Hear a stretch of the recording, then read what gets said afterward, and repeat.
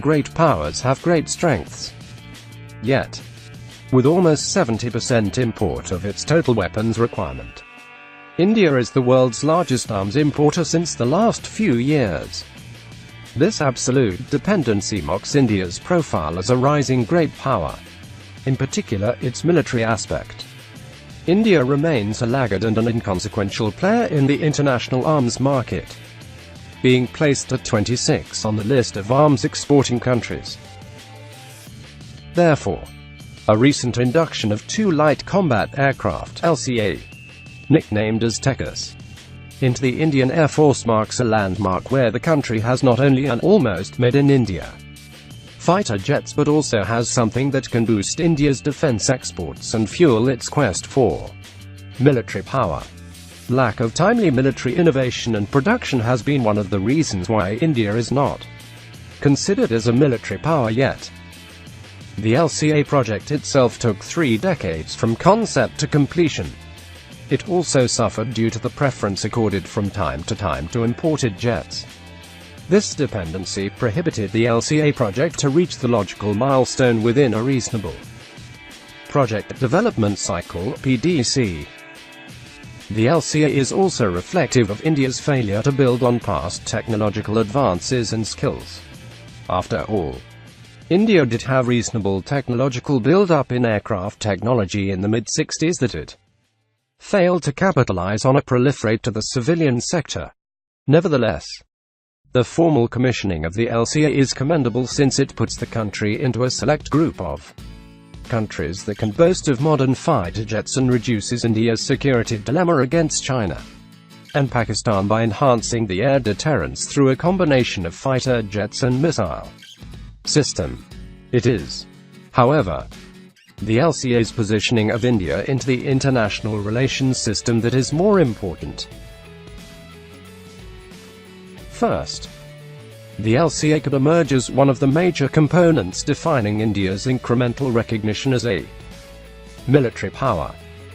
Despite the world's 3rd largest army and having a huge arsenal including nuclear weapons and delivery system, India is yet to be counted as one of the paramount military powers capable of competing in the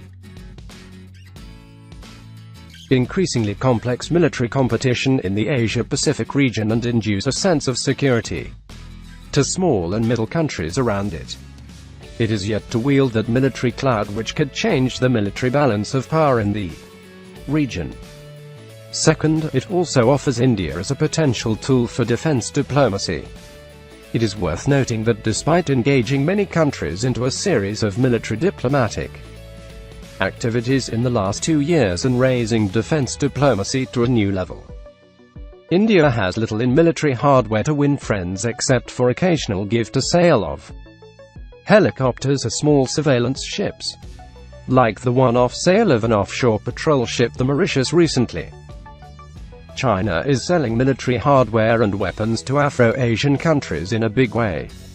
The Lca offers an opportunity for India to compete with China and carve out its own market. Third, if international relations are a game of perceptions and image building, the Lca provides a psychological advantage to India by positioning it with strength in the anarchical setup. It may take years before India actually starts shipping Lcas to client states, but it has already emerged as a power projection tool for the country. After all, it is the export of high-end military hardware that has sustained the facade of power for hitherto declining great powers like Britain and France. A major criticism of the Lca is that it is not completely indigenous and has many components imported from abroad. Yet, the project is reflective of the competence and confidence of the scientific community in India towards innovation, which is the sine qua non for any country's emergence as a great power.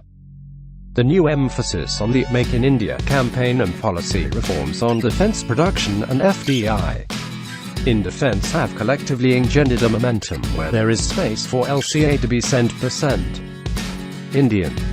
The good thing about the Lca is that it belongs to the 4th generation plus and, therefore, is sustainable for at least 2 decades, catering to the requirements of not only the domestic market but also many developing countries interested in the technology relevant and cost-effective fighter jet.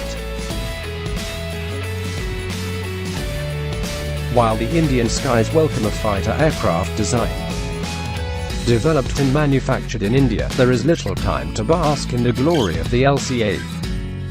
Instead, the focus should be to build on the technological base and infrastructure available to move on to 5th and 6th generation fighter aircraft and attempt a gradual shift to civilian use of military technology.